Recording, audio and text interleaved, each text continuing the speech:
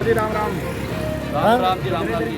परवीन भाई, आज आप ये आवारा पशुओं से निजात दिलाओ का जो कैंपेन चला रहे हैं, ये क्या विशेष तौर पे आप चला रहे हैं? देखिए भाई साहब, समस्याएं तो आपको पता है कि कोटद्वार में कितनी बहुत सारी समस्याएं हैं और सारी समस्याओं का जब हम घालमेल कर देते हैं तो शायद नहीं हो पाता कुछ। तो एक मैंने परसों, वैसे तो हम पत्रकार हैं, लगातार ये समस्या उठाते रहते हैं। परसों की बात बताऊँ मैं, अपने काशीरामपुर तल्ला में 2-3 सांड ने एक जो गाय को उसको घायल कर दिया।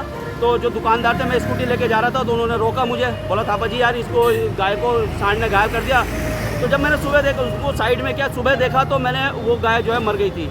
और वहाँ पर उस समय जब रात को कम से कम 20 से 25 सांड थे वहाँ पर। और इसी प्रकार की सिचुएशन पूरे कोटद्वार में है। और सबसे ज़्यादा समस्या पता किसको होती है? जो महिलाएं हैं, बुजुर्ग महिलाएं हैं और जो कोचिंग जाने वाली जो बच्चियाँ हैं, हमारी जो लड़कियाँ हैं, कॉलेज जाती है। मैं देखता हूँ कई बार ऐसे सांड दिखाई देता तो बच्चियाँ जो होती हैं वो यूँ डर डर के यूँ जाती है।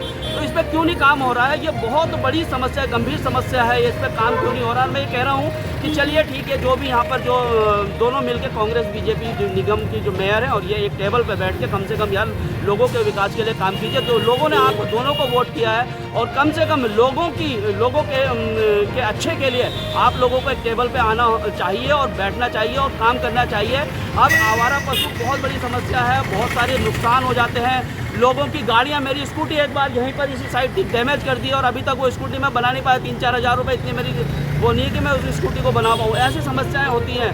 तो ये एक मुहिम है मेरी, मैं देख रहा हूँ लोगों से और लोगों से हम जानने की भी कोशिश कर रहे हैं कितनी बड़ी समस्या है। एक छोटा सा प्रयास है, कोटद्वार के हॉस्पिटल से मैं चला हूँ ये, और देखते हैं झंडा चौक में थोड़ी देर खड़े रहेंगे।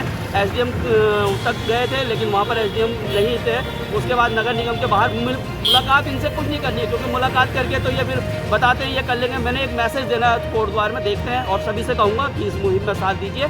आगे भी और बड़े आंदोलन हम करने के लिए छोटे छोटे प्रयास हमें करते रहने चाहिए, तभी हम बड़े प्रयास कर पाएंगे और उससे सफल हो पाएंगे। धन्यवाद। यहाँ पर आवारा पशु जो हैं हर बार चुनाव में एक बड़ा मुद्दा रहे हैं, लेकिन पिछले 20 साल से ऊपर उत्तराखंड को बने हुए कोटद्वार द्वारा अभी तक निजात देने में कोई सफल नहीं हुआ। इस पर आप क्या कहना चाहेंगे? कुछ नहीं भाई साहब, कुछ नहीं। बड़ा दुर्भाग्य है हमारे कोटद्वार का। और आपने भी और हमने भी उत्तराखंड में के आंदोलन में भाग लिया था और हमारी सिर्फ मेंटलिटी सोच यही थी कि यार अपना उत्तराखंड बनेगा, अपने नेता होंगे। यूपी वाले हमें जो है उतना बजट नहीं देते, तो हमारी अपनी समस्याओं को हमारे अपने नेता, लेकिन ये तो उनके भी गुरु निकले हैं और इन्होंने देहरादून और दिल्ली में घर बनाए, कभी भी सोचते नहीं है। अब दुर्भाग्य हमारा कोटद्वार का ये भी है कि बार बार जो विधायक हैं वो बाहर के होते हैं और बाहर के होने से ठीक है वो 1-2 दिन के लिए आते हैं उस प्रकार से, लेकिन जो फीलिंग्स होती है ना, जो हमारे हम जो एक दूसरे को हम जानते हैं बचपन से, वो फीलिंग नहीं होती। और वो समस्या जो जमीनी हकीकत है शायद उसको वो जान नहीं पाता कि यहाँ के कोटद्वार क्या। और ये दुर्भाग्य है हमारा और नहीं हो पा रहा है। बहुत सारे आयोग बना दिए, गौ सेवा आयोग बना दिए हैं आपने, कई